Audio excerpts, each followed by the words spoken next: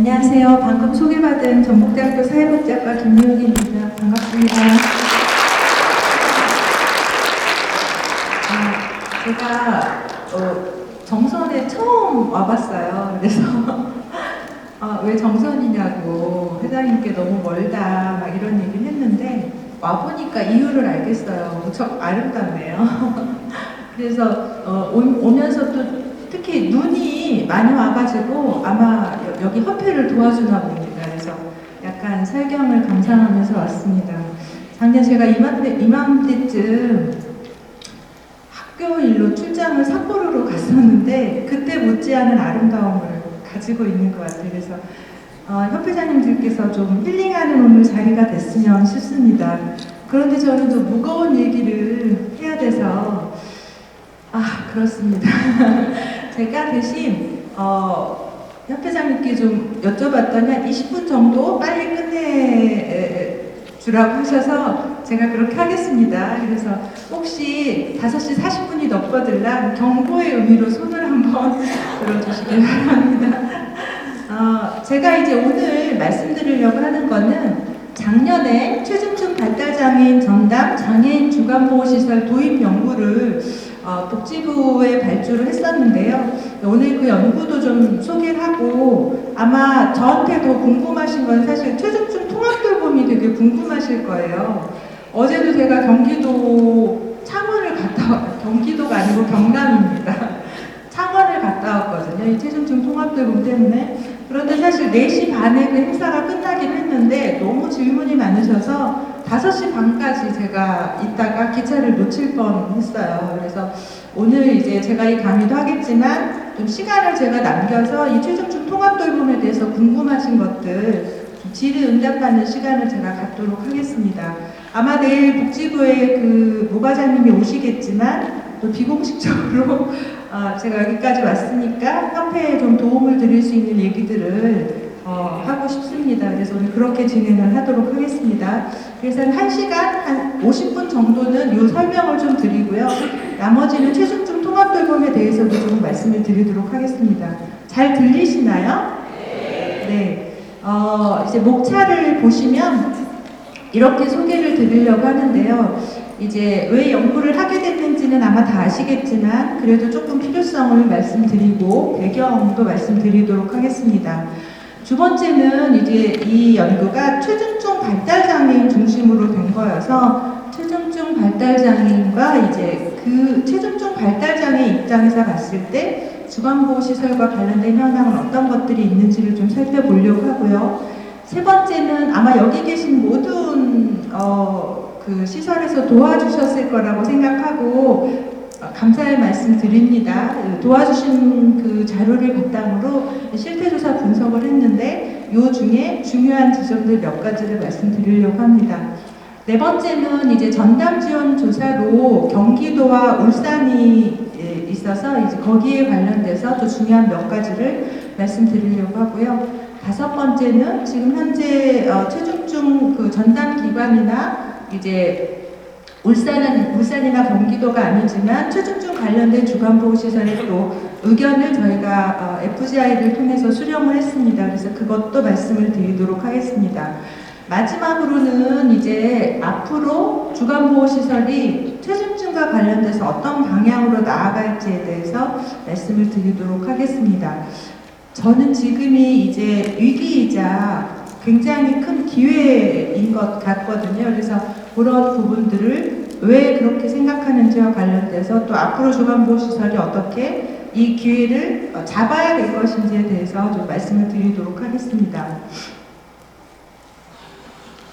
연구 필요성을 보시면 이제 여러 가지가 있겠지만 발달장애 인구에 대한 돌봄 부담 그리고 사회적인 그런 이슈의 가속화 이런 부분들을 생각을 할 수가 있는데요. 제가 이제 주간보호시설 중심으로만 얘기하지 않고 전체 발달장애인과 관련돼서 이것저것 이 자료에 없는 것들을 좀 섞어서 말씀을 드리도록 하겠습니다. 오늘 시간이 좀 넉넉하니까. 그래서 이제 가장 이 최중증 발달장애인에 대해서 많은 문제제기가 이루어지게 된 배경은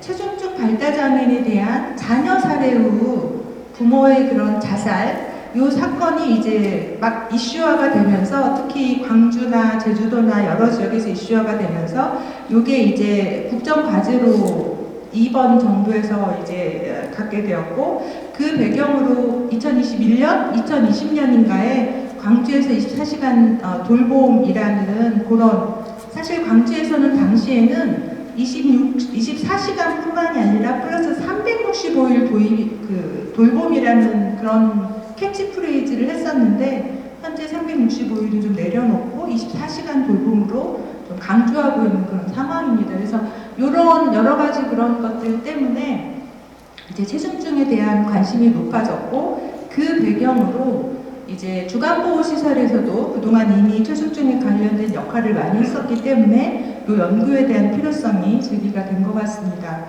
두 번째는 이제 작년에 이 연구 말고 다 지금 아시는 것처럼 체중증 발달장애인 통합돌봄 서비스 개발 연구라는 거를 제가 연구 책임으로 진행을 했었습니다. 사실 보고서를 제가 400페이지를 복지부에 드렸는데 공개를 하고 있지 않습니다. 그래서 좀 아쉬운 부분이 있습니다만, 이제 그 연구에서 저희가 분석을 해보니까 실제로 이제 체중증 발달장애인과 그렇지 않은 비체중증 발달장애인 사이에는 굉장히 많은 그런 어려움의 차이가 존재했었어요. 그래서 또 체중증 발달장애인에 대해서는 뭔가 지원이 필요하다라는 논의들을 많이 하고 있고요. 그렇지만 이 모든 것들이 사실 이미 존재했었는데, 이렇게 사실 정책적으로 막 제가 느끼기엔 제가 매일 이 통합돌봄 관련된 일을 하고 있거든요. 그래서 이렇게까지 가속화가 붙은 거는 저 두 번째 국정과제 41 때문에 아마 그럴 겁니다. 국정과제 41에 체중증 발달장애인 24시간 돌봄 모델 개발, 요게 명시가 되면서 지금 이제 중앙정부 사업으로 굉장히 가속을 갖고 있는 거고요. 그 국정과제에 장애인 관련된 분야는 두 개가 들어가 있습니다. 체중증이 하나, 두 번째는 개인 예산제가 하나입니다. 이 두 가지 사업 다 이제 국정과제에 들어가 있기 때문에 개인 예산제도 시범 사업을 하고 있고, 체중증 발달장애인은 시범 사업 없이 6개월부터 본 사업 시작입니다. 이때 들어오셔야 되거든요. 이때 안 들어오면 이제 더 많은 뭔가 그 기회를 얻으려면 이때 들어오셔야 되는데, 제가 왜 그런지에 대해서도 좀 설명을 드리도록 하겠습니다. 이후에. 세 번째는 이제 조금 이따 제가 자료에서 잠깐 보여드리려고 하는데, 체중증 발달장애인에 대해서 그동안 논의가 하나도 없었던 거는 아닙니다. 실제로 이제 저 같은 경우도 제가 도전행동에 대해서 처음 연구를 시작한 게 2014년입니다. 올해로 딱 10년이 되었거든요. 근데 당시에 제가 체중증 발달장애인, 특히 도전행동에 대해서 연구를 했었던 거는, 그 당시에는 이제 인권이 굉장히 중요하게 부각되는 상황이어서 인권 연구를 계속 하다가 인권 딜레마가 현장에서 가장 많이 발생하는 상황이 어떤 상황인가, 이런 문제제기가 있었고, 그게 도전행동이 생겼을 때 신체적 개입을 하는 과정에서 인권 딜레마가 발생을 하니까 도대체 도전행동이 뭐냐, 도전행동이 나타날 때 어떻게 지원해야 되느냐, 도전행동에 대해서 뭔가 법적인 보호장치를 종사자도 마련하려면 어떻게 해야 되느냐, 이런 연구를 처음 저한테 발주를 해서 연구를 시작하게 되었어요. 당시만 해도 도전행동이라는 용어도 굉장히 낯설었기 때문에 사실 지난 한 5년 동안, 처음에 시작하고 5년 동안은 도전행동이라는 용어를 사용하지 말고 다른 용어로 좀 사용해달라, 이런 요구를 진짜 현장에서 많이 받은 것 같아요. 근데 그럼에도 불구하고 도전행동이라는 용어를 제가 사용해야 된다라고 말씀을 드렸는데, 이유는 우리나라에서만 도전행동이라고 하는 게 아니고 외국에서도 이 챌린징 비헤이비어라는 용어를 사용하고 있기 때문입니다. 이 도전행동이라는 용어는 과거의 문제행동이나 과잉행동이란 돌발행동, 이런 용어들이 바뀐 건데요. 도전행동을 생각하실 때 크게 세 가지 정도가 머릿속에 딱 떠오르시면 핵심적인 거를 기억하고 있는 겁니다. 첫 번째는 이 문제행동이나 과잉행동으로부터 도전행동이라는 용어 변화는 첫 번째 인권이라는 단어가 딱 떠올리셔야 돼요. 권리 기반을 강조한 겁니다. 그래서 뭔가 문제로 보지 않고 도전으로 약간 권리를 강조하는 입장으로 이제 모든 거는 변화를 위한 기회이자 도전이다, 이런 관점을 내포하고 있어요. 그래서 권리라는 단어가 이 용어에 내포되어 있는 거고요. 두 번째는 도전 행동에 대해서 대부분 오해하시는 게 뭐냐면, 이용자가 종사자에게 뭔가 도전하는, 우리는 도전이라는 한국어에서의 도전은 권위에 대한 도전이 떠오르잖아요. 오해를 하시기 때문에 다른 용어를 좀 사용했으면 좋겠다, 이런 말씀을 많이 하시는데, 도전 행동은 누구에 대한 도전이냐면 도전 행동이 너무 어려운 거예요. 예를 들면 자해인데 다 이용자가 그 자해를 갖게 된 방법이 다르기 때문에 한 가지 단일한 표준화된 접근법을 도전행동 지원에서는 말하기가 어렵거든요. 단 하나의 정답이 없어요. 그래서 이때의 도전은 누구의 도전을 얘기하냐면 서비스 제공자의 힘듦.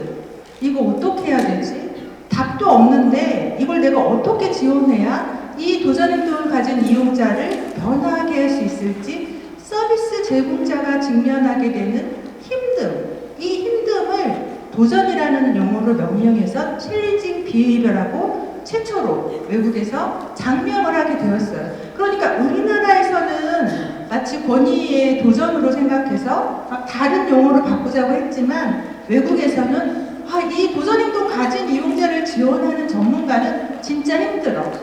진짜 스트레스 받거든. 그러니까 이분들이 얼마나 힘든 상황에 직면해 있는지를 우리가 알아줘야 돼. 그런 의미로 이 도전행동이라는 용어를 사용하게 된 거예요. 그래서 이 의미를 정확히 이해해야 된다라는 걸가 두 번째고요. 그래서 제가 그 많은 용어의 변경에 대한 요청을 받았음에도 불구하고 도전행동이라는 용어를 그대로 사용한 거에 대해서 최근에 제가 작년에 광주 융합돌봄 연구를 하면서 최근에 외국 자료를 찾아보면서 잘했다라고 제 스스로 좀 칭찬을 했는데, 도전행동에 대해서 연구들이 지금 외국에서 굉장히 더 많이 되고 있습니다. 왜냐하면 외국도 이제 이런 최중증 발달장애인 이슈가 장애인 복지에서 계속 남는 거죠. 어떻게 해야 되는지. 그래서 그런 연구들이 굉장히 많아지고 있고, 이 용어를 사용하고 있기 때문에 우리나라에서도 동일한 용어를 사용하는 게 결과적으로 나았다, 이런 생각을 가지고 있습니다. 세 번째, 도전행동이라는 뭔가 지원을 할 때 머릿속에 딱 떠올라야 되는 단어가 있어요. 의사소통이라는 단어입니다. 두 번째, 하나 더 떠올라야 된다면 사회적 환경이라는 단어입니다. 이 두 가지 단어가 머릿속에 꽝꽝 떠올리면 반전을 성공하신 거예요. 그리고 어디 가서도 말씀하실 때 그래도 도전행동 좀 안 해, 이렇게 말을 중간은 들을 수 있습니다. 이게 핵심이거든요. 도전행동은 과거에는 이거 자폐성 스펙트럼을 가진 분들이 가지는 특징 중 하나 아니야, 이렇게 생각을 많이 했습니다.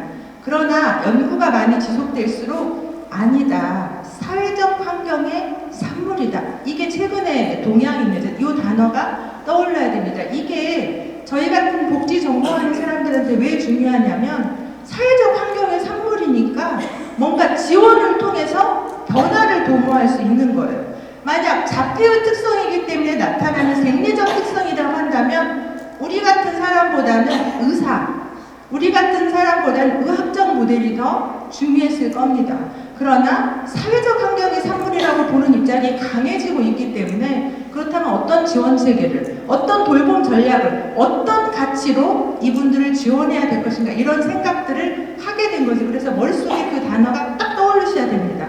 사회적 환경의 산물이야. 그래서 우리의 지원이 중요해. 그래서 행동 전문가의 지원만으로는 어려움이 있어. 우리 같은 하루를 돌보는 우리들의 지원, 우리들의 가치, 우리들의 전략이 중요해. 이 생각을 가지실 수 있는 거고요.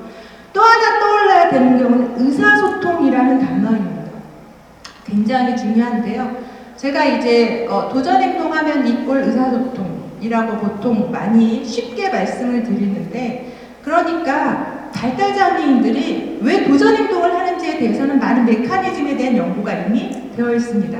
제가 1시간도 얘기할 수 있을 것 같아요. 그런데 이 많은 메커니즘을 한 단어로 축약한다면, 저 같은 사람은 다 외우고 있지만 모든 사람들이 다 외울 필요는 없잖아요. 그래서 한 단어로 축약한다면 의사소통을 위한 도구로 이 도전행동을 사용한다는 겁니다. 이 지점 지점을 꼭 기억하셔야 돼요.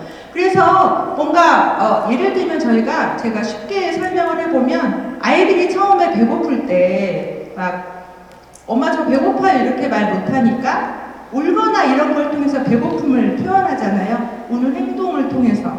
그런 것처럼 이 발달장애인 중에 뭔가 기분이 나쁘거나 뭔가 아프거나 뭔가 어려움이 있을 때 언어로 표현할 수 있으면 그게 가능한데 언어로 적정하게 자기의 그런 감정이나 어떤 표현하고 싶은 내용들을 표현하지 못하기 때문에 도전 행동으로 표현을 하게 된 거고요. 행동으로. 근데 도전 행동에서는 결과가 중요한데요. 딱 도전 행동을 했어요. 뭔가 행동을 했어요. 그랬더니 원하는 목표를 딱 달성하게 된 거예요. 그러면 다음에 발달장애인은 어떻게 생각하냐면 이 행동하니까 내가 원하는 게 되네? 근데 다음에 또 그 행동 해봐요. 그랬더니 또 원하는 목표가 달성이 돼요. 그러면 내가 이렇게 하고 싶을 때는 이 행동을 하면 되는 이렇게 고착이 되면서 행동이 도전 행동이 되면서 그게 하나의 의사소통 기제로 되어버리는 거죠. 예를 들면 제가 프로그램에 빠지고 싶었는데 선생님 제가 오늘 좀 머리가 아프니까 프로그램에 빠지고 싶어 이렇게 말 못하잖아요. 그런데 우연하게 이 발달장애인이 좀 울었어요. 혹은 뭘 쳤어요. 근데 결과적으로 선생님이 잠깐 쉬라고 하는 거예요. 아마 선생님은 그런 생각으로 쉬라고 하지 않았을 거예요. 처음에 이 발달장애인도 이 프로그램 빠지려면 울어야 돼 이런 생각을 하지는 않았어요. 근데 결과라는 단어가 중요하다고 그랬죠. 결과적으로 쉬게 됐어요. 이유는 몰라요. 그래서 우니까 쉬네? 그럼 다음에 한번 울어봤더니 또 쉬어요. 그럼 이 결과가 강화제가 돼서 하나의 의사소통 패턴으로 이 도전행동이 딱 역할을 하게 된다는 거죠. 그래서 정리하면 도전행동하면 사회적 환경이라는 단어가 그게 바로 우리의 가치, 우리의 역할을 부여하니까 또 한편으로는 이게 도전행동 의사소통의 표현이구나 라는 요게 머릿속에 있어야 됩니다. 그래서 어떤 행동도 진공 상태에서 만들어지는 않는다. 요 얘기들을 저희 도전행동 공부하는 사람들은 얘기를 하고 있습니다. 그래서 이제 도전행동에서는 의사소통이니까 관찰이 중요하고 여러 가지 것들을 얘기하게 되는 겁니다. 그래서 이제 그런 측면이 있고요. 이제 세 번째는 그럼에도 불구하고 이제 지원 체계가 제가 이 한 장을 가지고 너무 오래 했네요. 이러다가 5시 40분에 못 끝내드리는데 그죠? 좀 빨리 하겠습니다. 괜히. 그래서 이제 이런 지원 체계가 여전히 미흡하기 때문에 뭔가 정립 필요성이 제기된 거고요. 사실 장애인 주간보호 시설에 대해서는 저도 이번에 많이 새로 알게 된 게 있는데 그동안 복지부에서도 그렇게 관심 있는 시설은 아니었던 것 같아요. 지자체에 이제 가 있기 때문에 그걸 제가 아주 뼈저리게 느꼈어요. 제가 이 복지부 연구를 하면서 제가 보통 착수보고회 하거나 중간보고회 하거나 결과보고회 할 때 이제 통합돌봄 같은 경우는 막 국장님도 참석하시고 막 전국대에 막 오시고 막 과장님도 참가는 막 매일 전화하고 막 이러거든요. 근데 주간보호시설 연구할 때 착수보고에도 안 오시더라고요. 주무관님만 오시고 굉장히 쇼크 먹었거든요. 중간보고와 최종보고에도 사무관님과 주무관님만 오시더라고요. 그래서 와, 과장님도 안 오시고 국장님도 안 오시는구나. 그래서 그만큼 주간보호시설의 변화와 역할 정립에 대해서 상대적으로 관심이 적은 거구나 이런 생각을 했습니다. 그래서 제가 좀 돕고 싶다 오히려 그런 마음을 갖게 된 것 같습니다. 그래서 이제 근데 이 배경에는 박 회장님이 저를 무척 괴롭혔습니다. 왜냐면 제가 좀 통돌 때문에 안 하겠다고 했는데 해야 된다고 해가지고 전략이 먹히셨어요. 알고 나니까 돕고 싶게 됐어요. 그래서 박 회장님의 전략이 좋았다 이렇게 말씀드리고 싶습니다. 이제 기능 정립의 필요성이 증가한 거고요. 연구 목적은 크게 두 가지가 있습니다. 하나는 뭐냐면 체중증 발달장애인 관련된 현황이나 실태를 조사해서 관련 쟁점을 조출하는 것. 이거는 저는 굉장히 중요하다고 생각합니다. 왜냐하면 이 자료들을 많이 복지부에 말씀하실 때 활용하셔야 돼요. 복지부가 체중증 발달장애에 대한 지원체계에 관심이 가지고 있는데 이미 몰라서 그렇지, 지자체 사업에서 여러분 복지부에서 관심을 안 가져서 그렇지, 우리 체중증 발달장애인 이렇게 그동안 지원하고 있었어. 이거를 강력하게 여러분들이 많이 설명하시는 자료로 활용하셔야 될 것 같아요. 우리는 지금 이 800개가 넘는 이 시설을, 그 기관을 통해서 이만큼 커버하고 있었어. 우리는 중요한 시설이야. 어디에서? 체중증 발달장애인과 관련돼서 역할을 우리에게 분명히 줘야 돼. 이런 얘기들을 하시는데 이 실태조사가 굉장히 중요한 근거자료로 활용할 거라고 생각이 되고요. 활용하시기 바랍니다. 그래서 여러 가지 그동안 주간보호시설에 대한 실태조사가 있었지만 아마 체중증에 초점을 둔 조사는 이 보고서일 것 같아서 활용하시기 바라고요. 두 번째는 아마 이제 지금 연구과제 두 번째 보시면 체중증 발달장애인 통합돌봄이 이제 굉장히 화두인 상황에서 주간보호시설은 어떤 방향으로 나아갈 것인가, 이런 게 이 연구의 두 번째 목적입니다. 저는 이제 주간보호시설을 주인공으로 했을 때 세 가지 모델을 제안을 했거든요. 그래서 그거를 마지막에 제가 말씀드리도록 하겠습니다. 요 두 가지의 목적이 있다. 요 페이지는 중요합니다. 통합돌봄과 관련돼서 어디가 중요하냐면요, 밑에 체중증 발달장애 개념도가 중요합니다. 요거 연구하느라고 작년에 굉장히 많은 시간을 소모했습니다. 그래서 이제 우선 이 연구의 범위를 한번 보시면 체중증 발달장애인에 대한 부분이고요. 다만 이 연구를 처음에 이제 복지부하고 논의할 때 체중증 발달장애 정의를 어디까지 따를 것인가, 이 부분에 대해서는 굉장히 좀 논의가 있었습니다. 예를 들면 지금 이미 주간보호시설에서는 도전행동을 가진 체중증 발달장애인도 지원을 하시지만 뇌병변 장애인들도 저희가 조사를 해보니까 상당히 지원을 하시는 걸로 나타나더라고요. 그러니까 사실 체중증 발달장애인에는 도전행동뿐만이 아니고 뇌병변 장애인들도 포함이 돼야 되는데 저희가 약간 조정을 할 때 체중증 발달장애인의 범위를 어떻게 정했냐면 체중증 통합돌봄 서비스의 정책적 정의에 근거해서 일단 이 연구에서는 정의하자. 그래서 체중증 통합돌봄 발달장애인 요 서비스가 도전행동이 심각한 경우를 정책적 정의로 채택하고 있거든요. 그래서 이번 연구는 도전행동 중심으로 하고 이후에 뇌병변을 좀 후속 연구로 제한하는 걸로 연구 범위를 설정했습니다. 그래서 아마 이 보고서를 보실 때 체중증에 왜 뇌병변이 안 들어가? 처음에 연구 범위를 통돌에서 생각하는 정책적 범위로 설정했기 때문입니다. 그래서 그 부분을 이해를 해주시고요. 그 다음 이제 제가 오늘 강의하는 것 중에 매우 중요한 부분, 내일 그 모 과장님 강의를 들으실 때 먼저 알고 계시면 되게 좋은 부분이 그림에 대한 부분입니다. 이 작년에 저희가 체중증 발달, 머릿속에 찰칵 해주시면 좋습니다. 요거는 앞으로도 계속 사용을 할 거기 때문에 머릿속에 찰칵 사진을 하나 찍어두시면 좋을 것 같아요. 이제 작년에 체중증 통합돌봄 서비스 연구를 할 때 가장 중요한 부분이 뭐였냐면 체중증이 도대체 뭐냐? 체중증은 뭐냐? 현장에서는 최체중증이라는 용어도 사실 사용하고 있는데 체중증은 뭐냐? 어떻게 정리할 것이냐? 이게 저희 연구에 굉장히 중요한 하도였습니다. 왜냐하면 이 체중증 정의를 어떻게 하느냐에 따라서 인구 규모가 산정이 되고요. 인구 규모가 산정이 되면 전달 체계를 그릴 수 있고요. 전달 체계를 그리면 종사자가 몇 명이나 필요한지를 알 수 있고 결과적으로 기재부에 예산을 책정하는 데 굉장히 중요한 근거로 활용을 하는 거기 때문에 이게 굉장히 첨예했어요. 그래서 이제 작년 연구에 이제 그 통돌 연구에 이 개념과 인구 규모 산정이 굉장히 중요한 팩트여서 지금 이 그림 하나를 만들기 위해서요, 제가 미국, 영국, 일본, 독일 이런 외국 사례들도 보고 또 국내 여러 가지 자료들도 보고 또 전문가 인터뷰도 하고 해서 이 그림을 만들어졌습니다. 정리를 하면 체중증 발달장애의 개념도는 두 가지 요소가 고려돼야 된다. 하나는 이쪽 보시면 일단 체중증이니까 기능제한적인 측면이 고려가 돼야 된다고 저희는 봤습니다.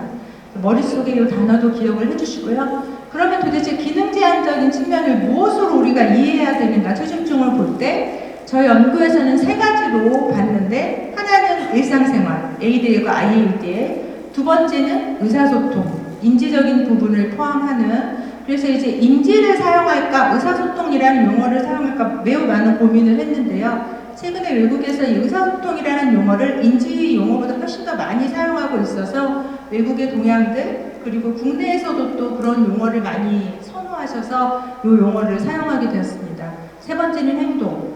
기능적인 제한 측면에서 적어도 체중증인가 아닌가를 저희가 고려할 때는 일상생활과 의사소통과 행동을 봐야 된다. 이렇게 저희가 생각을 했던 거고요. 그 다음에 이제 부가 요소로 중복장애 여부를 보고 요거는 정량평가적인 요소로 이미 통합돌봄 서비스에서 저희가 이 평가 이 선정 지표를 만들었습니다. 그래서 이제 곧 아마 어제 공개가 시도 공무원들한테는 공개가 된 걸로 알고 있는데요. 그래서 이제 이런 것들을 마련했고요. 두 번째는 이제 체중증 발달 장애를 정리할 때 꼭 중요한 부분이 기능 제한 못지않게 지원 필요도. 이 부분에 대해서는 동글뱅이 하나 쳐놓으시고 머릿속에 꼭 기억을 해주시면 좋을 것 같아요. 최근에 외국에서는 장애를 정리할 때 그러니까 의학적인 기준의 기능 제한만을 보지는 않습니다. 왜냐하면 의학적인 어떤 장애의 그런 제한이 있어도 핸디캡이 있어도 사회가 그거를 지원해주면 그것이 뭐 우리의 그 어려운 부분을 해주면 예를 들어서 신체적 장애인들도 요즘은 웨어러블 해가지고 그 만들어는 비싸서 그렇죠. 그거 만들면 걸을 수 있는 분들이 있잖아요. 그러니까 결국은 이 기능 제한이 문제가 아니고 어떤 돌봄 지원 체계와 또 어떤 그 공학들이 발전하는지가 장애 여부를 결정하게 돼요. 사회적 참여 여부를 결정하게 돼요. 이건 아마 재활공학 기술이 더 발달하면 아마 더 앞으로 나아가겠죠. 테슬라를 한 그 일론 머스크 같은 경우에 머리에 칩을 새긴다면서요. 영화 같은 것들이 다 현실로 나타날 것 같은데 그런 무서운 일들이 나타나고 있는 거죠. 시각장애 같은 경우도 마찬가지고 청각도 굉장히 연구가 많이 되고 있거든요. 그러니까 이제 중요한 게 지원 필요도인 거예요. 외국의 영향을 봤을 때 앞으로 미래를 고려했을 때 그래서 체중증을 고려할 때 기능 제한 플러스 지원 필요도를 한 세트로 개념으로 보려고 하는 그런 그림을 그려봤습니다. 그래서 이 지원 필요도에서는 지원 강도, 의학적 요소, 환경적 요소 그리고 이거를 정성적 평가 요소로 함께 하려고 생각을 하고 있습니다. 그래서 지금 옆에 그림을 보시면 일상생활은 A 대1과 I 대1로 또 의사소통 수준은 언어적인 것과 비언어적인 걸로 도전행동은 빈도와 강도를 보는 것으로 이제 선정 기준으로 만들어지고 이렇게 학술적으로 정의를 하고 있습니다.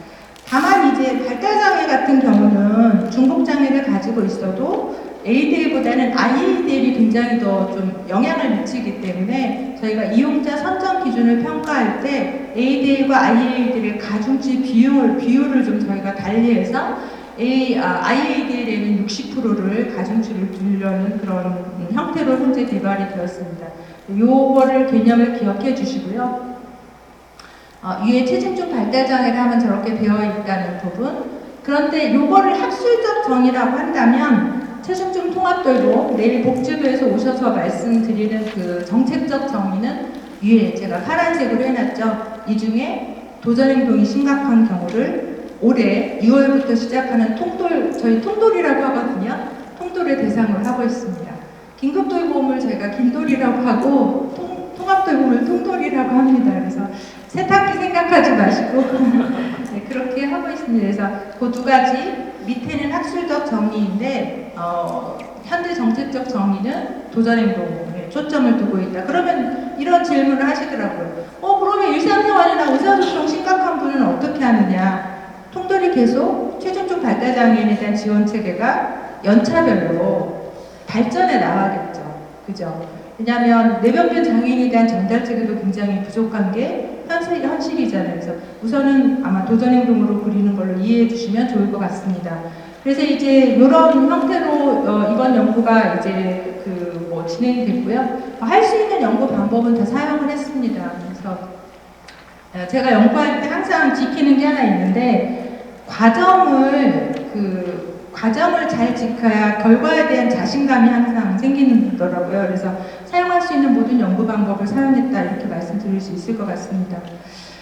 그 다음에 이제 그러면 체중증 발달장애가 주간보호시설에서 이제 너무 저보다도 더 잘 아시기 때문에 중요한 지점들만 제가 좀 찝어서 이 부분을 말씀드릴게요.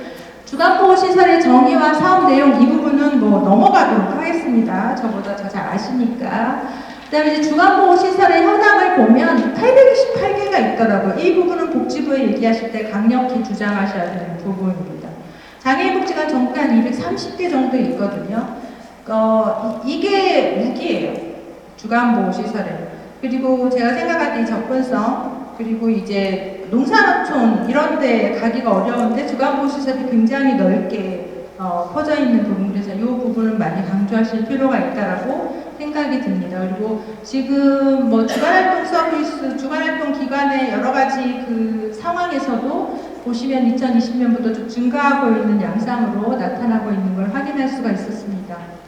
주간보호시설의 면적 기준은 이제 지금 보시는 것처럼 1인당 제시하는 면적인 9.2제곱미터를 좀 미달하는 경우도 많이 있었어요. 그래서 이 부분은 만약 여기에 오신 선생님들 중에 대전과 부산이 되게 제가 마음이 아팠는데 인터뷰하면서 계시다면 지자체 얘기할 때 봐라 우리만 이렇지 않느냐, 지자체에서 좀 투자해달라, 중앙정부에도 물론 얘기하지만 그런 얘기들을 이 자료를 가지고 대전과 부산에서 오신 선생님들이 좀 사용을 하시면 좋을 것 같습니다. 세종 제일 좋습니다.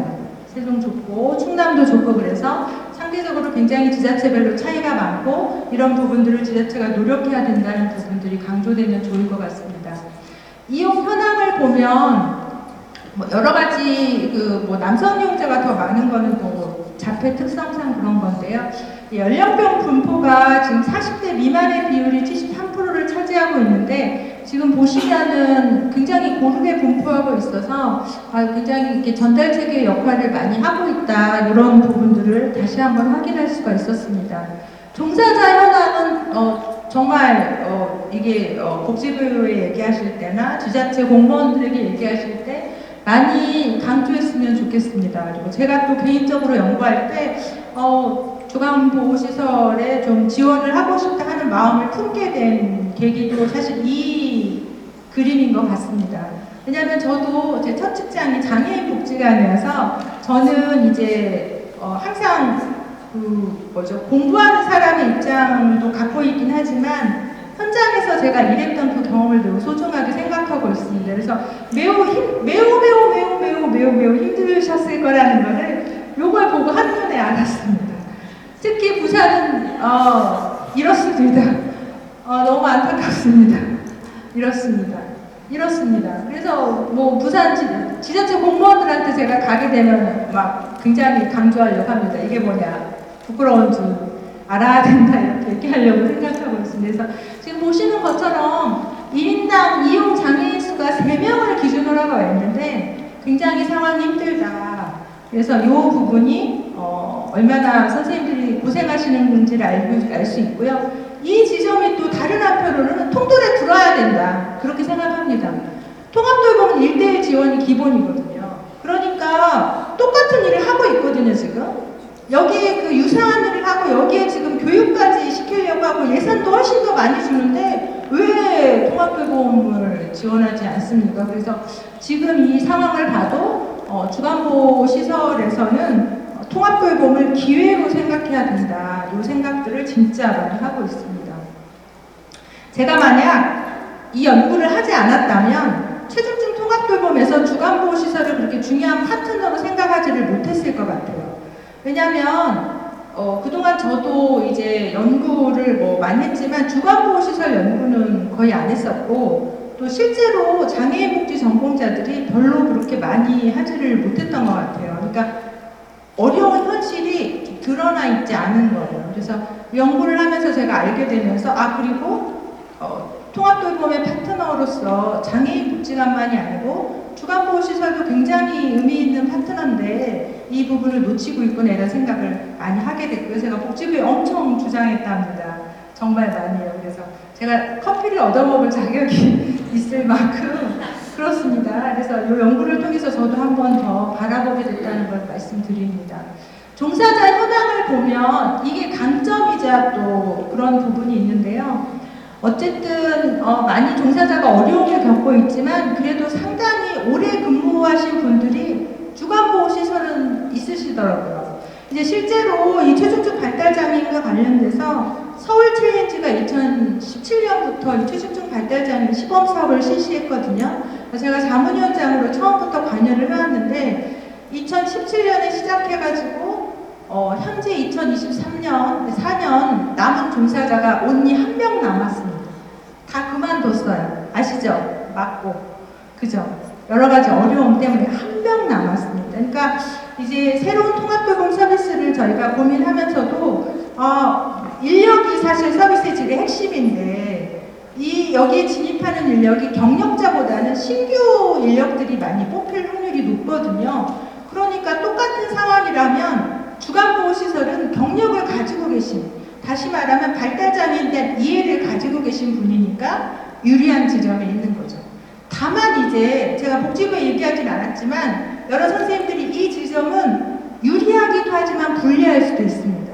어떤 면에서 그러냐면 제가 교육을 시켜보면 신입 직원들은 교육하는 데도 자급수합니다. 그런데 경력이 많으신 분들은 어떤 측면이 있냐면 나의 경험치가 있거든요. 그래서 교육을 똑같이 해도 나의 경험에 비추어서 약간 걸러서 듣습니다.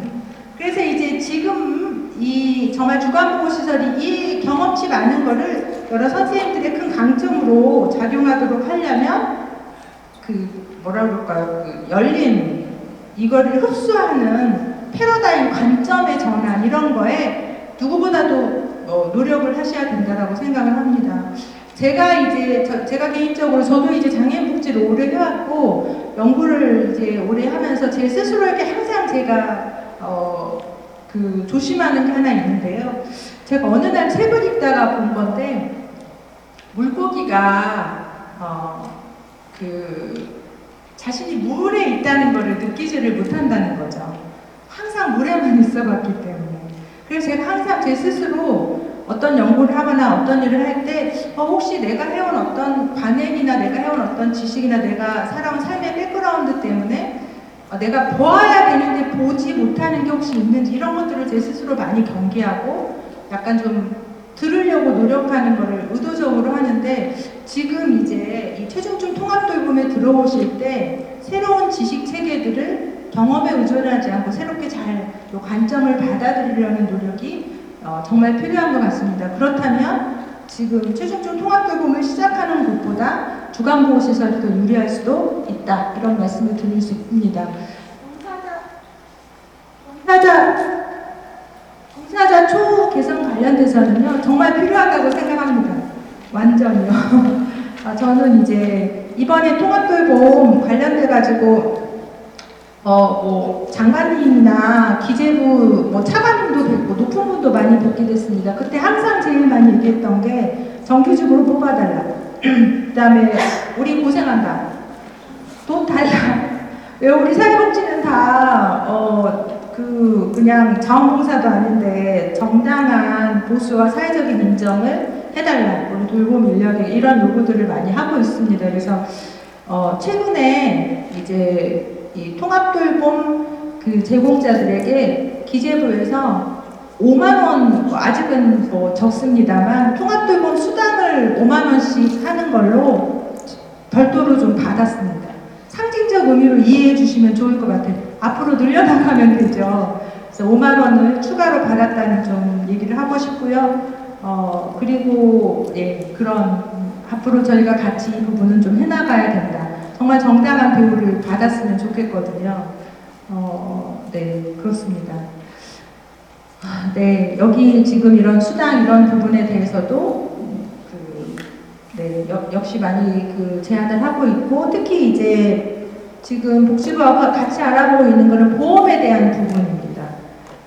맞거나 다치거나 그래도 조금 이따 조사에서도 보면 50%는 기관이 부담하고 보험이 잘 안 되죠. 그렇다고 산재 신청하기는 좀 너무 번거롭고요. 그래서 통합돌봄을 하게 되시는 분들과 보험을 별도로 만드는 것을 지금 좀 고려하고 있습니다. 그래서 이런 것들 다 노력할 거라는 거 말씀을 드립니다. 이 화면은 또 시간도 살짝 중요하긴 할 것 같습니다. 왜냐하면 이제 최종적 통합돌봄이 어떻게 어디에서 하고 있지 그런 것들을 좀 회장님들은 아시면 좋으니까 센터장님들은. 그래서 이제 지금 최종적 발달장애인 주간보호와 관련돼서는 다 아시는 것처럼 경기도에 전담반이 20개가 있습니다. 울산에는 5개가 있는데 하나가 더 생긴 걸로 알고 있습니다. 6개라고 아마 제가 들었습니다. 그렇고 이제 최종적 발달장애인 유사 서비스 밑에를 아시는 게 중요한데요. 주간활동 서비스에서 1인 집중 서비스 있는 건 아시죠? 그래서 요게 있고요. 이 밑에다가 이제 제가 오늘 최종적 통합돌봄 강의가 아니어서 그 그림을 가져오지는 않았는데 그 최종적 통합돌봄이 3가지 형태로 이루어지거든요. 밑에다가 최종적 1인 집중 밑에다가 그룹형이라는 단어를 하나 적어 놓으십시오. 최종적 통합돌봄이 약 750억 정도를 저희가 이제 받았는데 저도 그 가운데 노력을 많이 했기 때문에 우리가 받았는데 이런 표현이 갑자기 나오네요. 지금. 복지부에서 받았는데요. 발달장애인 주간활동 서비스, 이 최종적 1인 집중 서비스하고 좀 유사한 형태가 밑에 그룹형이 모델이 하나가 있습니다. 물론 지금 어떤 공통 요소와 차이점이 있지만 머릿속에 그거를 좀 상상하시면서 내일 얘기를 들으시면 이해가 빠르실 겁니다. 두 번째는 서울특별시 뭐 저렇게 긴 게 있는데요. 챌린지 2 이거는 아까 제가 도전행동이라는 용어 자체가 권위의 도전이 아니고 서비스 제공자의 힘듦을 상징한다고 했죠. 그래서 이거를 제가 그때 저희 그 시범사업 할 때 챌린지 2로 명명을 같이 했었습니다. 현장에 있는 선생님들하고 고민해서. 그래서 서울 챌린지라고 저희가 이렇게 명명을 해서 많이 하거든요. 그 밑에다가 통돌에서는 이걸 뭐라고 하냐면 개별 1대1 이렇게 아마 내가 설명을 하실 겁니다. 개별 1대1. 그래서 개별 1대1을 들으실 때 이제 머릿속에 서울 챌린지형이구나 이렇게 생각하시면 되고요. 세 번째, 전형적으로 최근에 많이 문의가 되고 있는 광주 융합돌봄사업. 이게 24시간 지원 모델입니다. 그래서 최종중은 그룹형 1대1, 24시간형 이렇게 되어 있는데 그 전신 모델이 이제 그렇게 연관이 되어 있는 거죠. 그래서 이제 이 구조를 또 이해하시기 굉장히 어려워하는데 통합돌봄에서 이 그룹형은 바우처 예산입니다. 그러니까 만약 여러 선생님들이 이거를 신청하시게 되면 바우처 예산을 이제 활용하시게 되는 거고요. 챌린지를 기반으로 하고 있는 개별형은 보조금 예산입니다. 서울하고 이 챌린지 2하고 유사합니다. 그 다음 난해한 부분이 광주형입니다. 여기가 이제 24시간형인데요. 통돌 24시간형이 보조금 방식과 바우처 방식이 병행입니다. 예산 구조가 되게 복잡합니다. 그래서 이 세 개가 이름이나 그 다음에 좀 모델링한 부분이나 그 다음에 예산 구조가 다르다. 그래서 만약 이제 선생님들께서 이 세 개 중에서 어떤 걸 선택하시게 되면 첫 번째를 선택하시게 되면 바우처 예산 주머니를 별도로 예산 주머니를 다 따로 하셔야 되겠지만 그런 생각들을 좀 하셔야 될 걸로 생각을 합니다. 그래서 혹시 관심이 계신 분은 챌린지 2 같은 경우는 제가 2019년에 서울시에서 연구를 했습니다. 그래서 운영 지침, 직원용, 부모용, 이용자용, 뭐 교육 교재를 다 개발해 놨습니다. 다운로드 받으셔서 사용하시면 됩니다. 양식 같은 것도 다 해놨어요. 그거 사용하시면 되고요. 융합돌봄 사업은 제가 작년에 연구를 했는데 그저께 탈고를 했습니다. 그래서 지금 여러 선생님들께 제공해드리긴 어렵지만 다음 달 정도면 아마 전국에서 이렇게 활용하시고 싶은 분들은 활용하실 수 있도록 오픈할 것 같습니다. 제가 나중에 회장님께 드리도록 하겠습니다. 그러면 그 자료를 좀 활용하실 분들은 사용하시면 제가 2019년에 연구했던 거에 비해서 최근에 외국 자료도 많이 넣고 24시간이니까 주거에 대한 부분도 많이 넣고 그렇게 했습니다. 그래서 그 자료를 활용하실 수 있는 것도 있다. 이렇게 말씀을 드리고 싶습니다. 그러니까 컨텐츠가 있으니까 해봐도 됩니다. 어떻게 해야 될지가 연구도 되어 있고 복지부에서도 계속 제안을 할 거다라고 말씀을 드리고 싶습니다. 유사 서비스를 좀 비교해 봤는데요. 이 부분은 넘어가겠습니다. 그래서 나중에 참고를 하시면 됩니다. 아까 말씀드린 그것들이 어떤 차이를 가지고 있는지를 보는 거고요. 뭐 서비스 내용이나 이런 것들 다 아실 것 같아서 제가 넘어가도록 하겠습니다. 이제 세 번째 서비스 실태조사로 넘어가겠습니다. 50분 지났는데 그냥 제가 하고 40분에 끝내도 될까요? 괜찮으시겠어요? 네, 그럼 하겠습니다. 조사 이제 아까 제가 요 자료가 갖는 어떻게 활용성이 있는지는 말씀을 드렸죠. 우리 이렇게 하고 있었다. 우리 이렇게 힘들어. 이런 자료를 지자체와 복지부에 활용하셔라 말씀을 드렸는데 다음과 같은 설문지 구성 문항으로 되어 있습니다. 원래 보고서는 파일을 제가 아마 복지부에 제출했는데 회장님도 가지고 계실 거예요. 그래서 원래 보고서가 필요하신 분들은 활용하시면 됩니다. 그 중에 이제 제가 중요한 지점들만 몇 가지를 말씀드리려고 합니다. 요거는 조사에 참여해주신 이제 내용들을 말씀드리는 거고요. 이 조사가 되게 어려웠는데 연구비가 많지 않아서 응답 비용을 조금만 들여가지고 너무 죄송했어요. 그래서 이 자리를 빌어서 제가 죄송했던 마음을 가지고 있었다는 것을 한 번 더 말씀드리고 싶습니다. 그랬습니다. 양해 부탁드립니다. 시설의 일반적인 특성을 보면 이런 지점을 이제 복지부나 저는 관심 있게 봤는데요. 시설 형태 되게 다양합니다. 그래서 특히 장애인복지관 부설이나 종합복지관 부설이나 단독 이런 데가 상당히 있구나.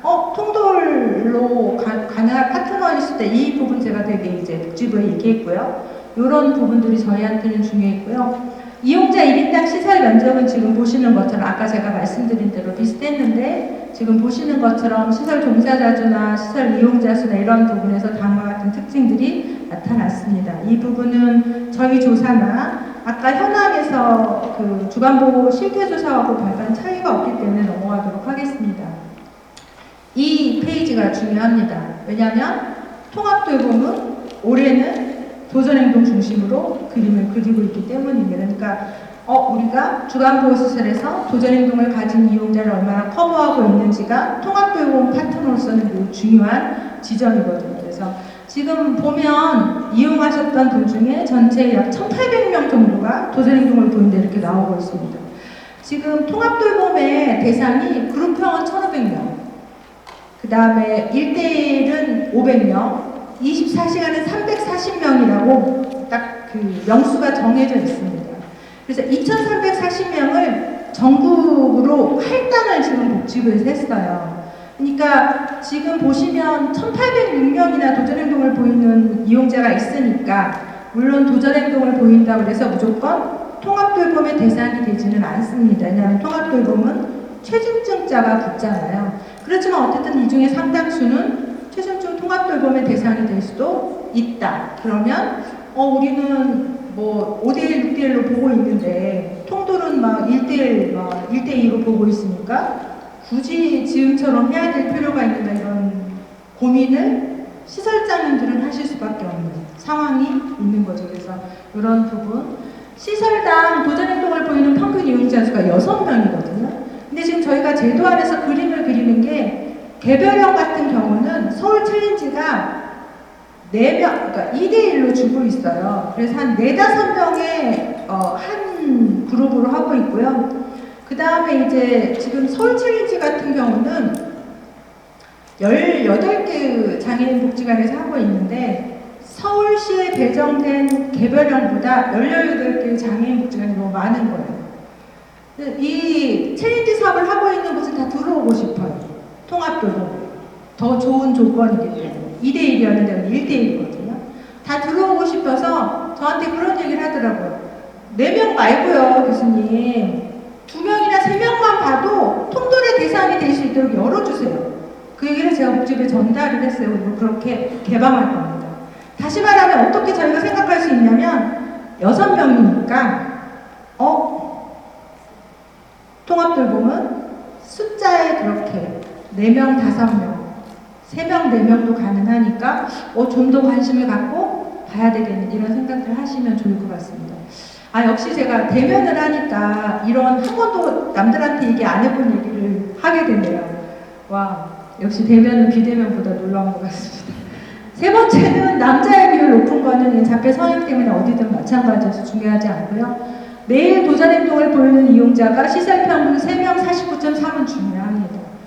제가 아까 말씀드린 것처럼 통합돌봄의 이용자 선정 기준을 저희가 이미 만들어서 이제 했는데요. 이런 것들을 봅니다. 그러니까 도전행보음 직한, 아까 제가 도전행동과 관련돼서 체중중 정의할 때 빈도와 강도를 본다고 그랬죠. 강도가 심한 비율도 시설평균 3.4명입니다. 그러니까 빈도와 강도를 곱해보면 우리 기관에 한 서너 명 있으면 신청해 볼 수 있겠네, 이런 생각도 하실 수 있는 겁니다. 그래서 좀 관심 있게 보라는 거. 그 다음에 이제 가장 빈번한 행동 유형으로 자해와 타해가 나타나고 있습니다. 이 부분도 이제 앞으로 이제 주간보호시설 입장에서는 굉장히 중요한 과제가 될 것 같은데요. 그러면 이제 그동안 도전행동 지원을 어떻게 했느냐, 이 부분에 대해서는 저도 좀 사실 반성을 했습니다. 왜냐하면 제가 아까 말씀드린 대로 오랫동안 이 연구를 해왔는데 그동안 주간보호시설 협회에서 저를 한 번도 초대 안 했느냐, 그건 아니었던 것 같아요. 제가 곰곰이 생각해보니까 저를 초대했던 것 같은데 대부분 강원도를 좋아하시더라고요. 저 전주입니다.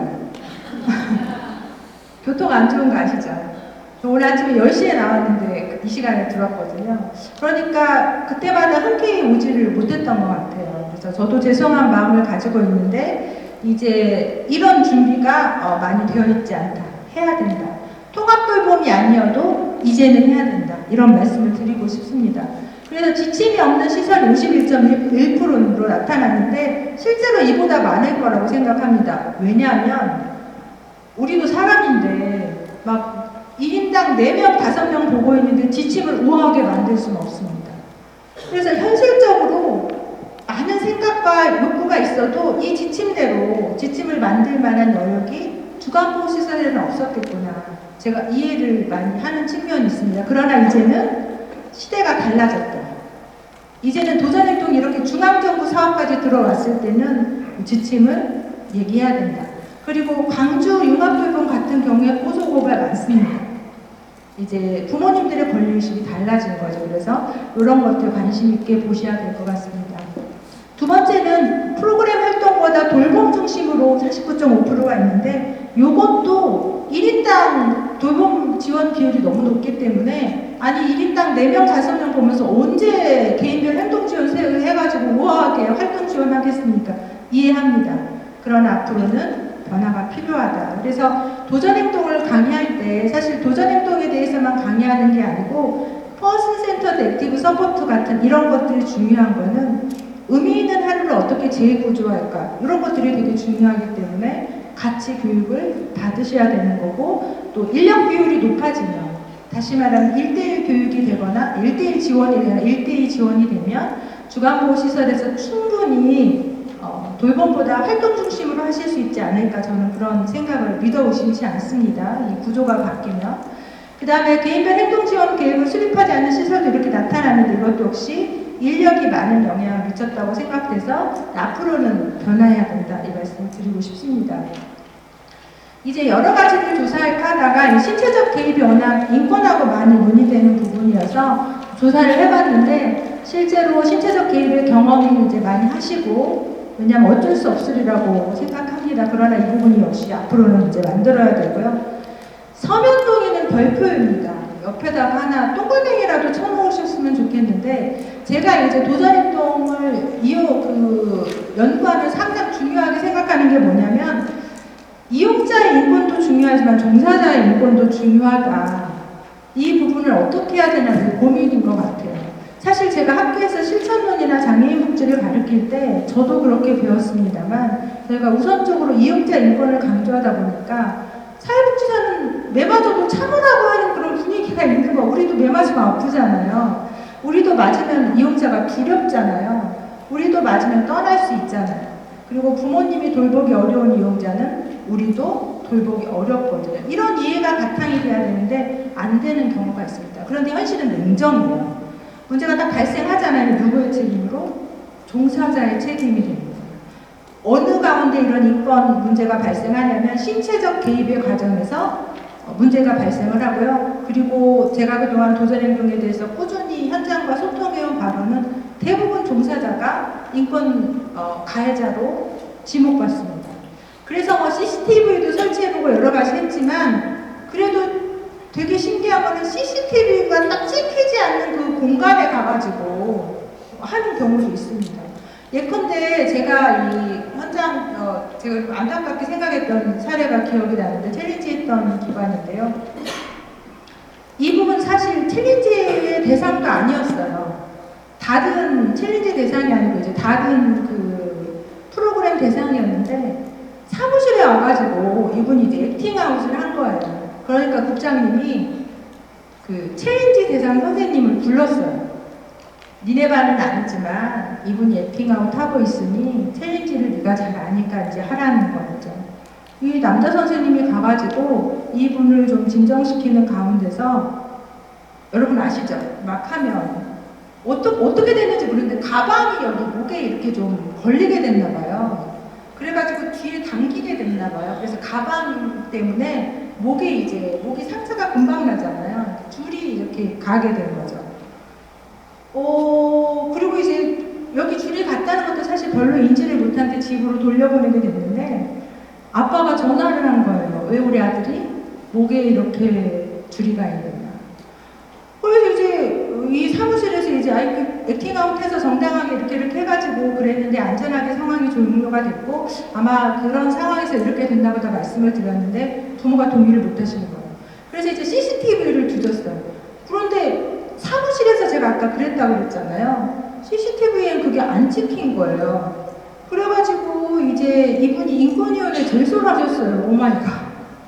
그래서 결과적으로는 감봉이 됐어요. 제가 막 홍보를 했는데 결과적으로 감봉은 잘못했다는 거잖아요. 그래서 이분이 결과적으로는 여기를 그만두셨어요. 그래서 이제 이런 상황이 발생한다는 거죠.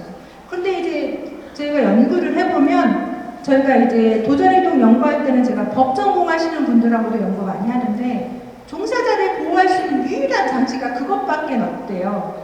개인별 행동지원계획을 세워가지고요. 그거에 대해서 부모님께 동의받아보는 거.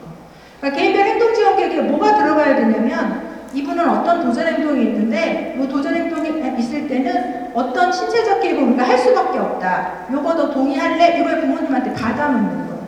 그리고 그대로 했을 때는 법적으로 그래도 좀 문제가 덜 된다고 하네요. 그래서 이제 그런 측면의 것들이 필요한데 지금 신체적 개입에 대한 동의를 이렇게 많이 받고 있지 않더라. 그래서 되게 이 부분에 대한 시급한 절차가 필요하다고 생각을 했습니다.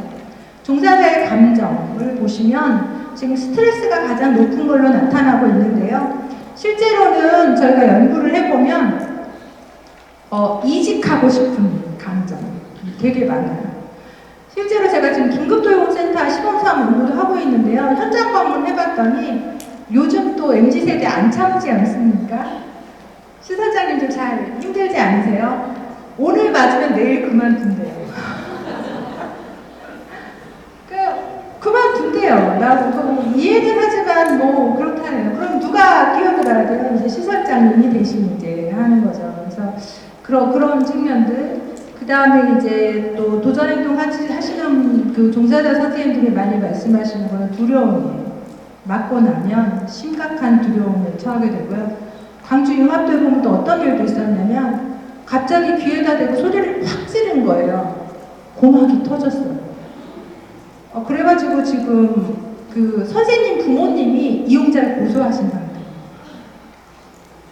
그런 상황들이 있어요. 그래서 지금 이런 여러 가지 감정들이 있기 때문에 도전행동, 이런 감정도 있어요. 왜 하필 나만 이렇게 도전행동이 심각한 이용자를 돌봐야 되나, 이런 감정도 있는 거죠. 그래서 이런 감정에 대해서 잘 아시고 그 기관장님들이 도와주시는 게 필요합니다.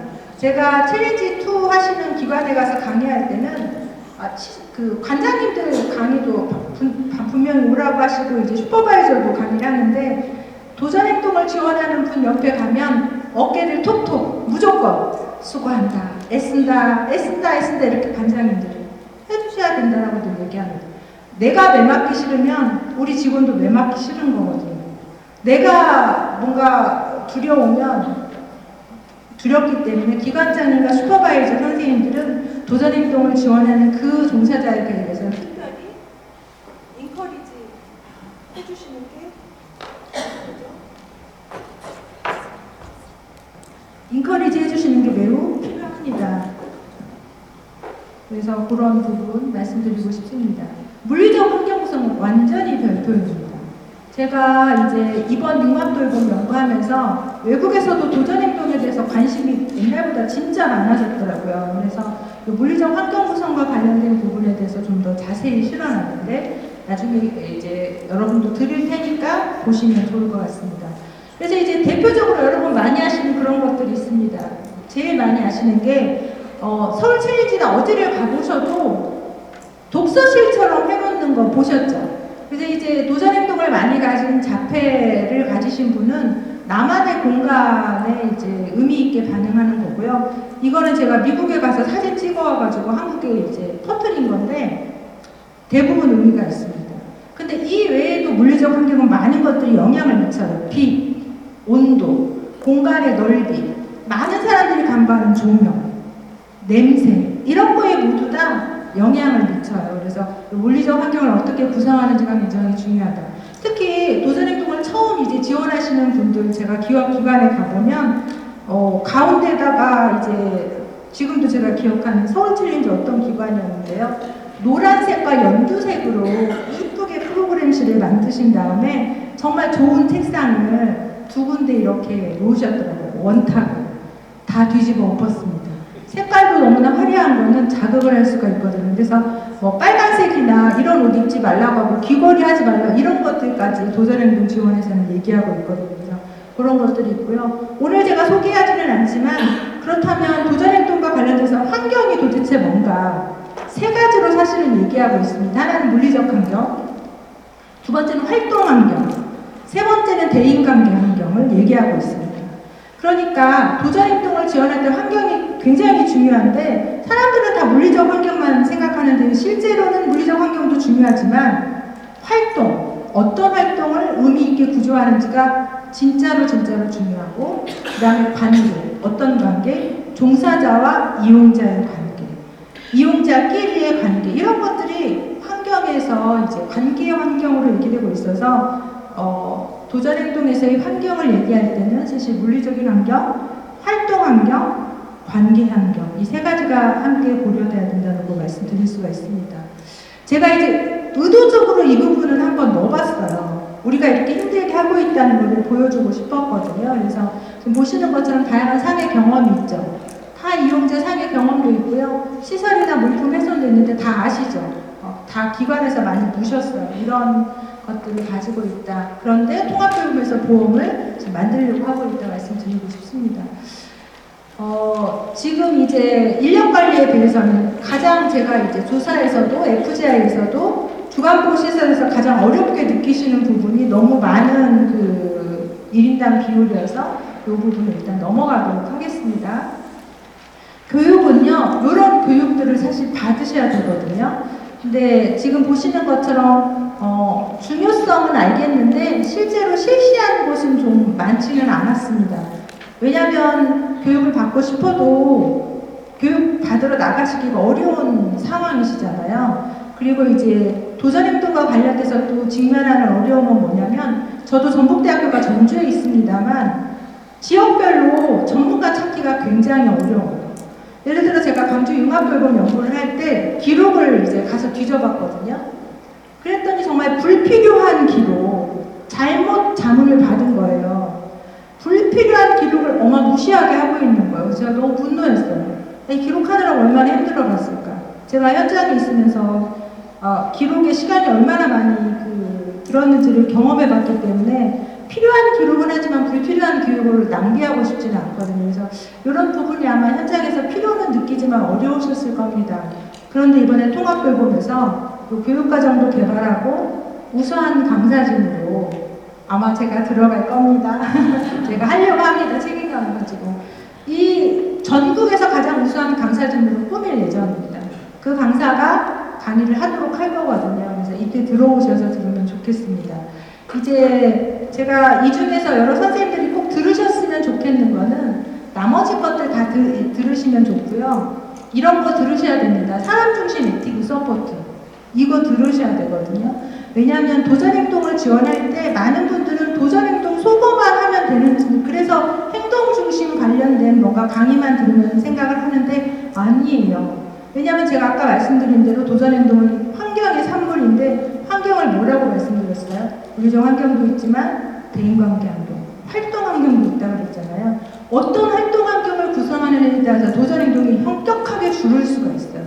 이 어떤 활동을 하게 하는지를 사람중심 액티브 서포트가 얘기해주고, 사람중심 액티브 서포트는 사실 도전행동을 하는 발달장애인용으로 개발된 이론은 아니고 발달장애인용으로 개발이 되었는데, 요 사람중심 액티브 서포트에서 도전행동을 가지신 분들도 많이 얘기를 하고 있어서 제가 서울 챌린지 교육을 해보면 항상 이게 많은 만족도를 도움이 되었다, 이거 중에 이게 많이 떠요. 그래서 이걸 기억하고 계셨다가 꼭 교육을 받으셨으면 좋겠습니다. 그 다음에 이제 나머지도 다 중요한데 유능한 환경이 되게 중요하다고 말씀드렸잖아요. 이런 교육들, 티치, 시각적 구조화에 대한 부분도 이런 것들을 받으셔야 됩니다. 그래서 이런 것들을 기억해 주시면 좋을 것 같습니다. 지원 현황을 보면 이제 이 부분을 넘어가겠습니다. 좀 열악한 상황이라는 것을 보여주고 있는 거여서요. 또 시설에 대해서는, 유형에 대해서는 다음과 같은 조사가 나왔는데 마지막에 제가 말씀을 드릴 거라서 이 부분도 넘어가 보겠습니다. 그 다음에 이제 조사 결과를 제가 지역별로 어떤 차이가 있는지, 그러니까 대도시나 또 농촌은 어떤 차이가 있는지, 또 수도권인과 비수도권은 어떤 문제 양상이 다른지도 분석을 했는데 이 부분도 오늘 제가 강의에서는 넘어가겠습니다. 벌써 5시 10분이어가지고요. 운영 형태에 대해서도 저희가 분석을 했습니다. 그래서 이거는 복지부에 좀 보여주려고 제가 추가한 부분이 있어서 넘어가도록 하고요. 이제 실태조사를 통해서는 다음과 같은 여러 가지 것들이 이제 재현을 필요성이 있다 라고 말씀을 드릴 수가 있는데, 인력에 대한 부분은 다 말씀을 드린 거고요. 아까 말씀드리지 않은 것 중에 하나 밑줄을 쳐놓으신다면 가족과의 협력 부분입니다. 요거는 통합돌봄에서 가족들이 교육받는 걸 의무화할 예정입니다. 그냥 가족분들이 협력하지 않으면 최소중 통합돌봄은 어렵습니다. 무리한 요구를 또 많이 하시는 경우도 많고 해서 이 부분을 강조할 생각인데, 혹시 이 최중증 통합돌봄에 들어오시지 않는 이 주간보호시설에서도 여기 가족과의 협력에 대한 부분에 대해서 조금 더 고민을 하시면 좋을 것 같습니다. 전담지원 조사는 경기도와 울산을 조사한 건데요. 일부 시설에 대한 것이기 때문에 제가 조금 더 빨리 넘어가도록 하겠습니다. 이렇게 보시는 것처럼 조사도 하고 FGI도 하면서 현황 파악을 좀 했습니다. 경기도 전담반 같은 경우에 평균 5.2분명인데 총 대기사 수가 74명이라고 합니다. 그러니까 상당히 욕구가 있다, 이렇게 볼 수 있고요. 울산 전담시설은 평균이 11명인데 총 대기자 수가 33명이니까 여전히 욕구가 좀 있다, 이렇게 볼 수 있을 것 같습니다. 그래서 이제 예산에 대한 부분들, 이런 부분들은 다 아시고 금방 아실 수 있는 거에서 넘어가겠습니다. 면적도 이렇게 좀 차이가 나타나는 걸 알 수 있습니다.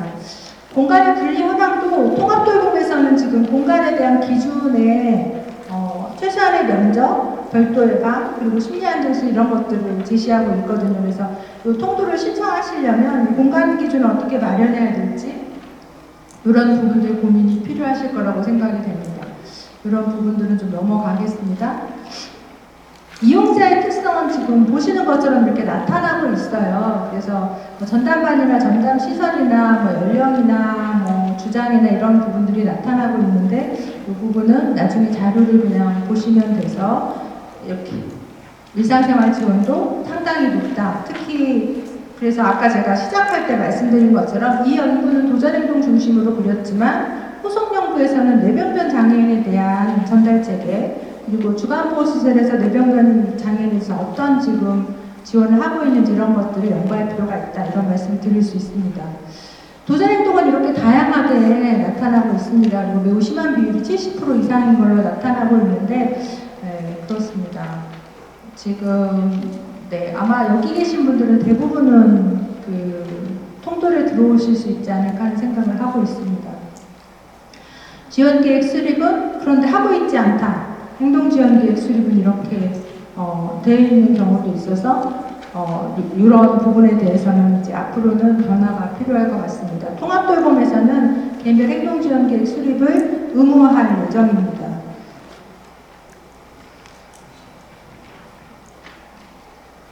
그 다음에 지침 매뉴얼이나 개입 실시나 동의 이런 측면에서도 여전히 이제 일반 전체 조사보다는 좀 낮지만 여전히 약간 좀 더 보완해야 될 필요성을 알 수가 있었습니다. 물리적 환경 부분에서도요, 분리된 반 이런 것도 있지만 제가 실제로 기관을 방문했을 때 그런 거는 지양하시면 좋을 것 같은데 이제 절대 그렇게 하시면 나중에 손해 보시니까 그거 얘기할게요. 지원을 받아가지고 대부분 이제 도전행동을 가지신 분을 지원할 때 서울이든 어디든 가보시면 아까 독서실처럼 이 분리된 공간을 하잖아요. 이거부터 아마 보시는 것 같아요. 그러다 보니까 어떤 기관을 방문했더니 막 두꺼운 고정이라고 할까요? 움직이기 어려운 고정된 것으로 딱 그거를 만드신 기관이 있더라고요. 그런데 이렇게 하시면 절대 안 돼요. 어떤 이용자가 올지 모르는 거예요. 그리고 서울장애인복지관 같은 경우도 이용자의 특성에 따라서 그 구조를 계속 바꾸거든요.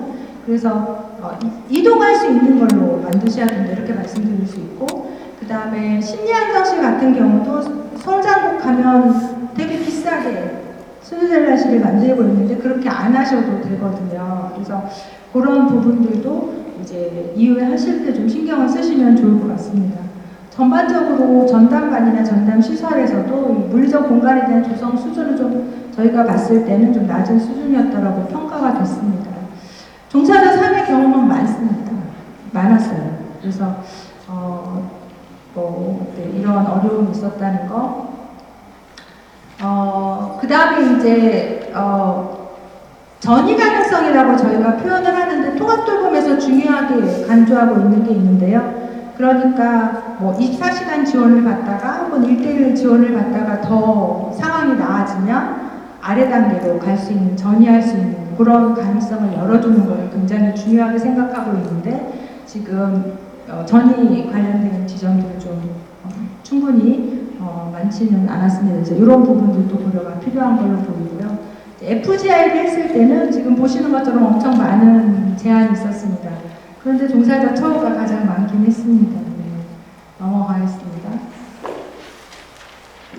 의견조사 같은 경우도 저희가 부모님도 했고 또 종사자 선생님도 했는데 이렇게 여러 가지가 나타났습니다. 그래서 이 부분은 좀 넘어가고요. 제가 6장 마지막을 좀 하겠습니다. 지금 벌써 시간이 상당히 돼서 이제 주거보호시설에 관련돼가지고 좀 여러 가지 환경 맥락을 좀 살펴보았는데요. 약간 내적인 요소와 외적인 요소로 구분해서 살펴볼 필요가 있겠다. 근데 내적인 요소는 전 다시 유익 요인과 기회 요인으로 좀 나누어서 살펴보았습니다. 우선 유익 요인 관련된 경우는 이용자 이탈 및 감소입니다. 이거는 설명하지 않아도 주간활동 기반이 들어오면서 상당한 변화를 보이고 있습니다. 사실 주간활동 서비스를 이제 그 연구를 저도 계속 했는데 이렇게까지 확대되리라고는 상상을 못했어요. 예를 들면 서울 같은 경우는 처음에 주간활동 서비스 저희가 이제 런칭을 했을 때 이 공간은 못한다. 서울은 비싸서 라고 얘기했고 거의 서울에는 주간활동 기관이 굉장히 적었는데 마켓은 무섭더라고요. 마켓은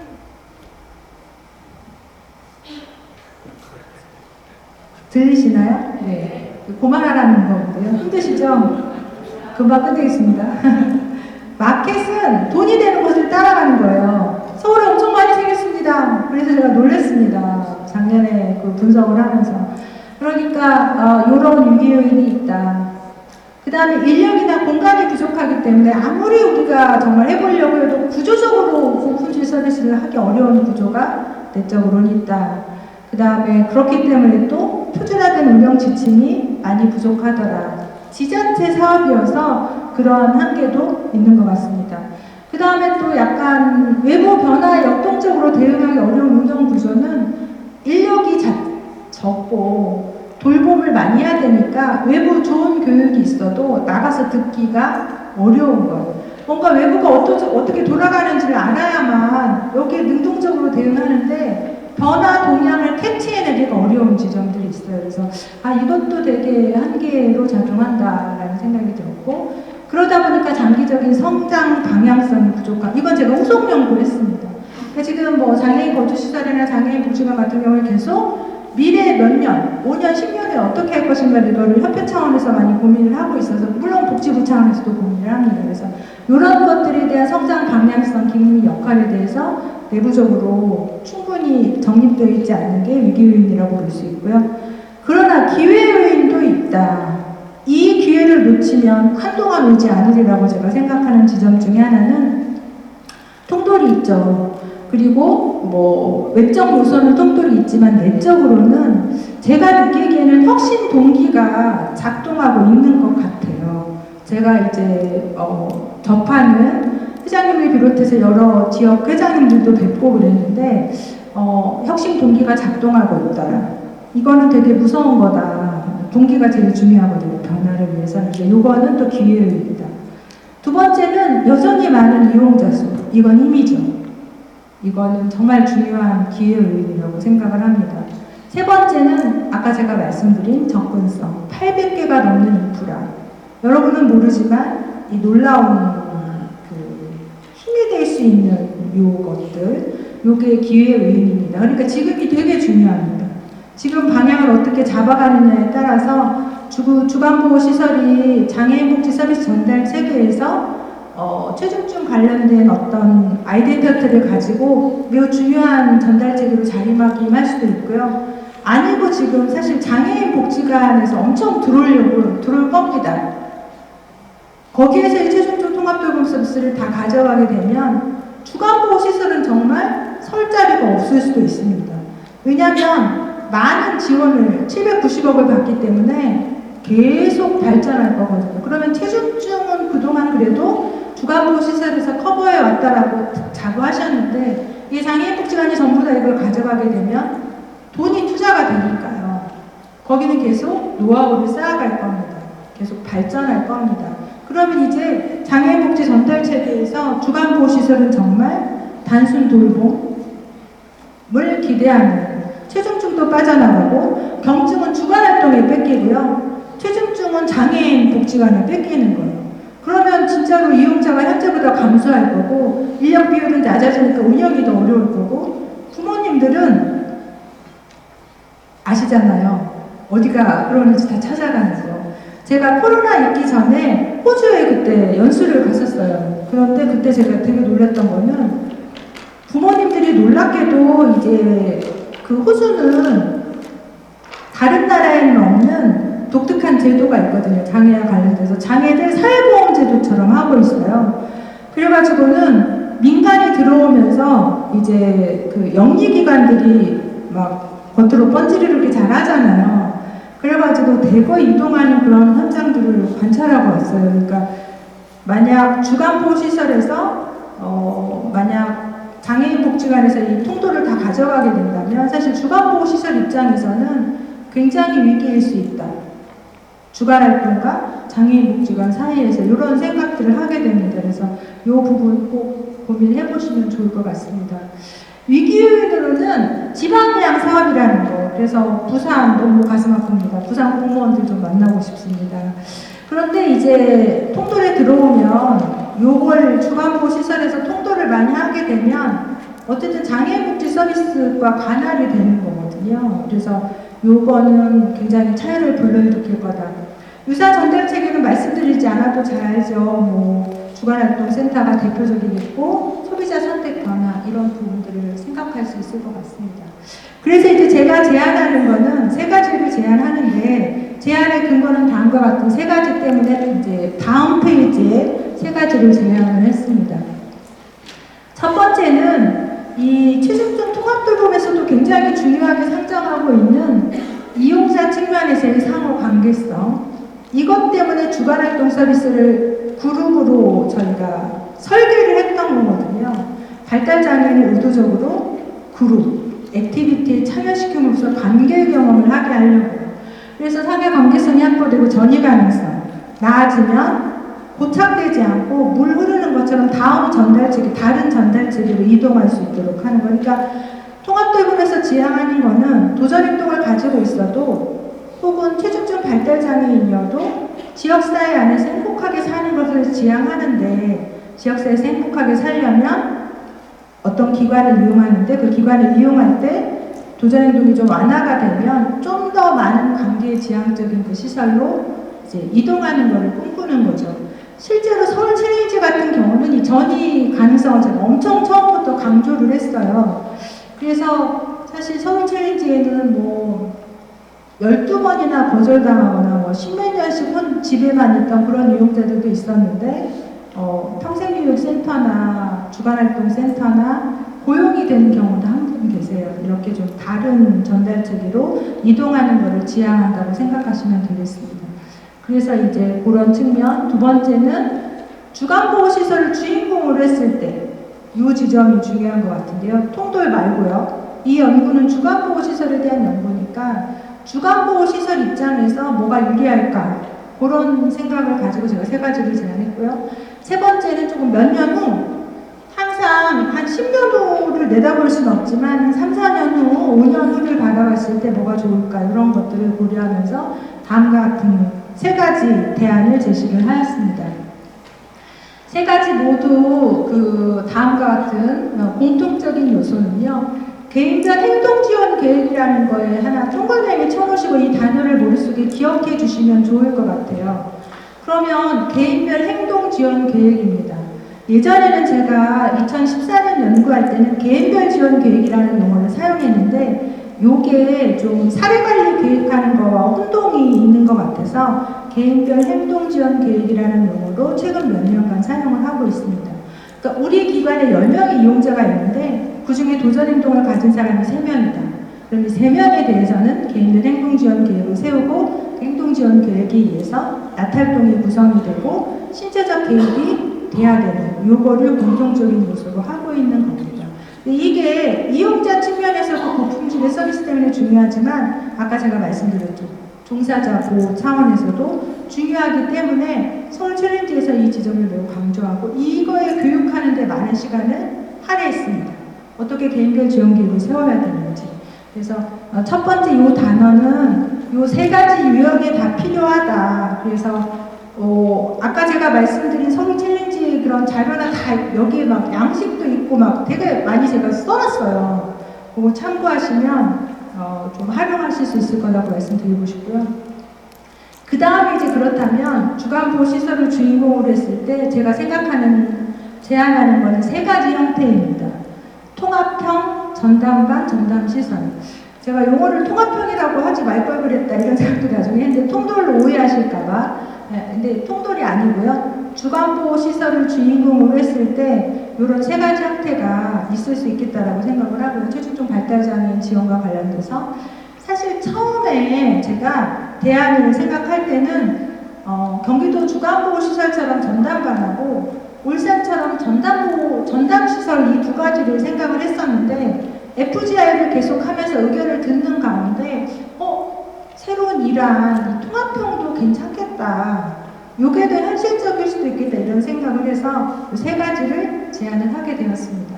상대적으로 이 도전행동과 관련돼서 봤을 때는 통합형은 도전행동이 좀 약하고 그래서 현재 주간보호시설 이용자들과 함께 그냥 뭔가 프로그램을 할 수 있는 그런 분들 전담반은 강하고 전담시설은 매우 강하고 도전행동으로 보면 그렇고요. 지침은 통합형은 주간보호시설 자체 기준을 활용하면 될 것 같고요. 만약 전담반이나 전담시설에 관심이 있으시면 최종적 통합돌봄을 신청하셔서 그 예산도 받으시고 이제 지침도 그 지침을 준용하시면 어떨까 하고 제안을 해드립니다. 인력은 통합형은 2대1 정도는 해야 되지 않나. 이거는 지자체에 제안해야 되는 거인 것 같아요. 그런데 통합돌봄에 들어오시면 1대1을 기본적으로 하고 있고요. 24시간 지원에 들어오시면 1대3 막 이렇게 드립니다. 그래서 요거는 선택을 해야 된다. 공간은 이제 통합형은 주간보호시설 자체적인 거니까 주간보호시설 기준으로 9.9제곱미터 하시면 되고 전담반이나 전담 시설을 하시려면 최종적 통합돌봄 지침을 준용하셔야 되는데 여기에 들어오시는 거는 아까 말씀드린 대로 그룹형, 개발형 24시간이 다 가능합니다. 이때 아마 이런 궁금증이 있을 거예요. 24시간을 하면 마치 광주처럼 한 장애인복지관에서 나탈동도 하고 지원주택도 운영하는 형태만 가능한가? 아닙니다. 이거를 제가 풀자고 복지부에 제안을 했어요. 그래서 반영을 해주셨거든요. 예를 들면 낮에는 우리 기관을 이용해요. 그런데 밤은 주거지원은 우리 지역에 있는 다른 기관에서 운영할 수 있는 형태로 설계를 할 수가 있어요. 다만 두 기관이 컨소시엄을 해가지고 하실 수 있는 형태가 가능하고요. 또 이런 것도 질문하시더라고요. 그러면 우리 법인에서요. 이게 되게 중요하실 텐데 우리 법인에 제가 오늘 주간보 우리 법인 있잖아요. 그런데 우리 법인에 지원주택을 운영할 만한 어떤 시설이 있는 거예요. 그럼 이제 법인 중심으로 이 통도를 신청하실 거거든요. 그러면 나탈동은 주간부에서 하고 우리 법인 안에 있는 혹은 뭐 지자체로 받던 지원주택에서 주거하고 이것도 허용하는 형태로 공고가 나갈 겁니다. 그러니까 24시간도 여러 선생님들이 고려할 대상이다. 그래서 지금 전담반이나 전담시설 최종중 통합돌봄 지침에는 그룹형 개별형 24시간형이 있는데 모두 다 가능하다 이 말씀을 드리고 싶습니다. 활동은 지금 보시는 것처럼 이렇게 가능하고요. 예산 주머니는 제가 아까 설명을 드려서 넘어가도록 하겠습니다. 이제 좀 과제가 이제 오늘 아마 이제 오셔서 이렇게 주간보호 시설을 당면한 그리고 이 지금 현 시점이 얼마나 중요한가 이런 것들을 오늘 새롭게 생각하시는 분들도 많을 거라고 생각을 합니다. 그리고 아마 내일 또 복지부에서 나와서 들으시면 또 생각이 더 넓어지시리라고 생각합니다. 그래서 그 가운데 이제 어느 그 방향으로 나을 것인가를 좀 하시면 좋을 것 같고요. 세 번째 보면 교육 체계. 요게 물론 이제 통돌에서도 마련이 되겠지만 통돌에 들어오시지 않는 기관도 협회를 중심으로 해서 교육 체계를 계속 마련해 나가야 된다 말씀을 드리고 싶고요. 그 다음에 안전한 실천 요거의 단어를 또 기억해 주시면 굉장히 좋을 것 같은데 도설행동을 하다 보면 아까 상해나 맞는 게 굉장히 많으니까 안전한 실천에 대한 요구가 많고 이 부분에 대해서 지속적으로 관심을 가지고 뭔가 저희도 만들어 나갈 거거든요. 하셔야 된다 이런 것들. 마지막으로 통돌과의 연계구조 마련 이런 것들을 고려하셔야 될 것 같습니다. 후속 연구는 이제 장단기 로드맵하고 뇌병변에 대한 얘기를 했습니다. 여기까지 제가 원래 한 1시간 정도 하고 좀 질문을 받으려고 했는데 하다 보니까 좀 길어졌습니다. 혹시 질문 있으시면 제가 한두 분 좀 받도록 하겠습니다.